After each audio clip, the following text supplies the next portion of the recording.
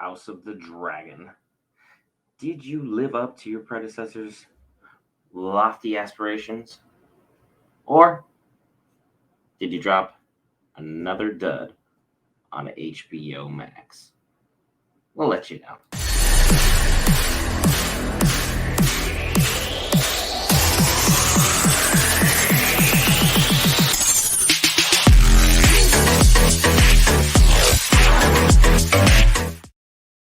Hey guys, Brent here for Geek Variants for another exciting breakdown of all things going on in Geek World right now. We got She-Hulk, we got Harley Quinn, House of the Dragon firing up right now. Be sure to hit the subscribe button if you aren't already subscribed to the channel. Appreciate it. And, ring that notification bell if you want to get notified every time we do a breakdown of a video. But literally, once the episode's done, we're here. We're talking about it.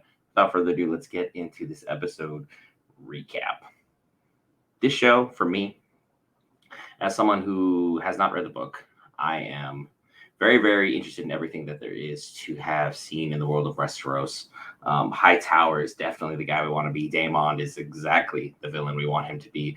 I think it was absolutely crazy that they used so much of the trailer that they have shown us for this one episode.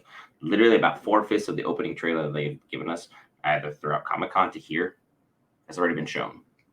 That means we have 8 more episodes where we have no idea what's going to be happening whatsoever. That's absolutely amazing. However, there are still certain flaws to this show.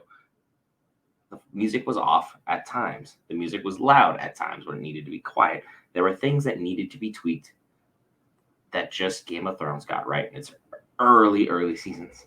And I mean, how many times are you honestly going to continue to jerk off Game of Thrones as, your predecessor to milk as much money as you possibly can?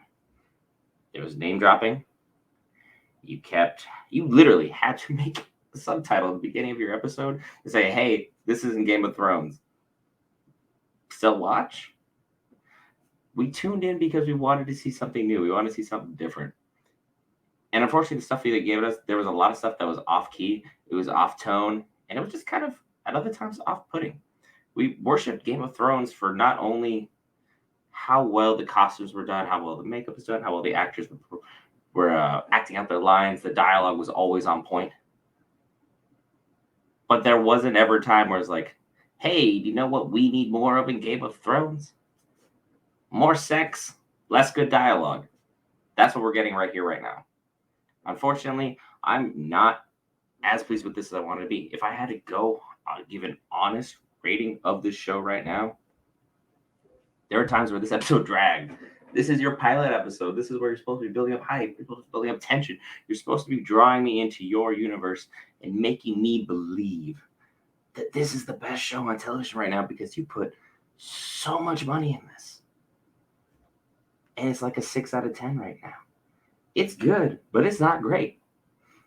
Daemon, that's my dude. Evil as evil gets. Ambitious as ambitious can get. Otto Hightower, you're supposed to be a good guy. I think you're evil at this point in time. You literally are doing everything you can to sneak your way onto the throne. What is going on? That is your best friend. Usually the hand of the king is the most trusted man by the king, so it's usually his best friend. And you're trying to have your daughter sleep with this man? And then as much as I love Daemon, let's talk about this. Did anybody else pick up on that weird sexual tension with his niece? I mean, I know Daenerys had her moment with Jon, but come on. The Targaryen bloodline runs thick, and it's a little too close to the banjos for me, man. A little too close to the banjos for me. This show, for as long as it was, and how hyped I am about everything going on with this, did not deliver on its episode 1. I'm going to stay tuned through all this because I would love to be proved wrong. Game of Thrones left a bad taste in a lot of people's mouths. That last season, you couldn't even get the lighting right for some of your key pivotal moments. Now your music's off. You still own the rights to the same music. You literally used it in your outro trailer where you're showing your end credits. Why didn't you just If you're gonna just jerk off Game of Thrones for the cash cow that this is, use the music. If you're gonna unabashedly ride the coattails of something you've already done that was like financially one of the most successful franchises ever, just go ahead and unabashedly do it. You're waving in front of our face saying, "Oh no, this is different. This is different."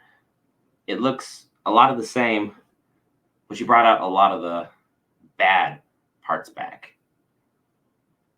There was a lot of stuff that seemed very wishy-washy with this episode. I want more. I want better.